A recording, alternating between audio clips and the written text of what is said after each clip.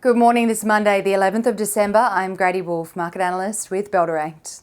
Wall Street ended Friday's session in positive territory across the key indices, with the S&P 500 closing at its highest level for the year so far, after favourable economic data enhanced signals of a soft landing in the US over a recession. The S&P 500 rose 0.41%, the tech-heavy Nasdaq added 0.45%, and the Dow Jones lifted 0.36% on Friday. And for the week, the key indices each posted gains under 1% to end a sixth straight winning streak. November jobs data out late last week indicated the US economy added 199,000 jobs for the month, which beat economists' expectations, while the November unemployment rate dipped to 3.7% from 3.9% in October, which also topped expectations of a hold at 3.9%. This data indicates the US economy remains resilient and robust against inflation easing in the higher interest rate environment.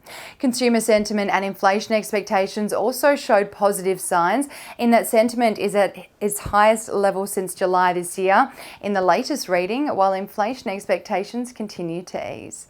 Over in Europe, markets also closed higher on Friday as investors in the region responded to the favourable jobs data out of the US and welcomed the resilience in jobs in a sign that the world's largest economy could avoid a recession.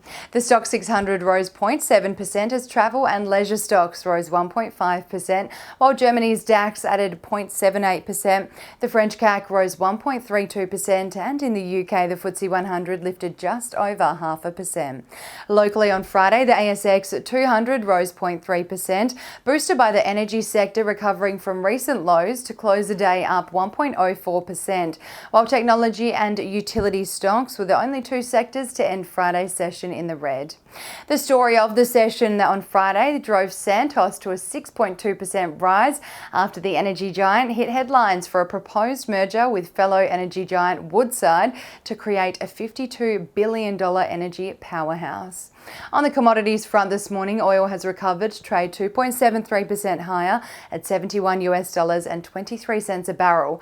Gold is down 1.18% at $2,004 an ounce, and iron ore is up 1.87% at $136 per tonne. One Aussie dollar is buying 66 US cents, 95.35 Japanese yen, 52.43 British pence, and 1 New Zealand dollar and 7 cents. Ahead of the local trading session here in Australia, the SPI futures are expecting the local market to open Monday's session up 0.22% to start the new trading week in the green and extend that Santa rally we've seen so far this month. And now let's dive into some trading ideas for your consideration today. Bell Potter maintains a speculative buy rating on Chalice Mining and a 12-month price target of $5.40 following the release of recent results from the ongoing drill programs at its 100% owned Gonaville nickel-copper PGE project in WA, with results showing extensions of high-grade zones to the northwest of the deposit. Chalice also announced that all key approvals have been received to allow commencement of the next phase of exploration drilling across the full 30-kilometre strike length of the interpreted Julimar complex.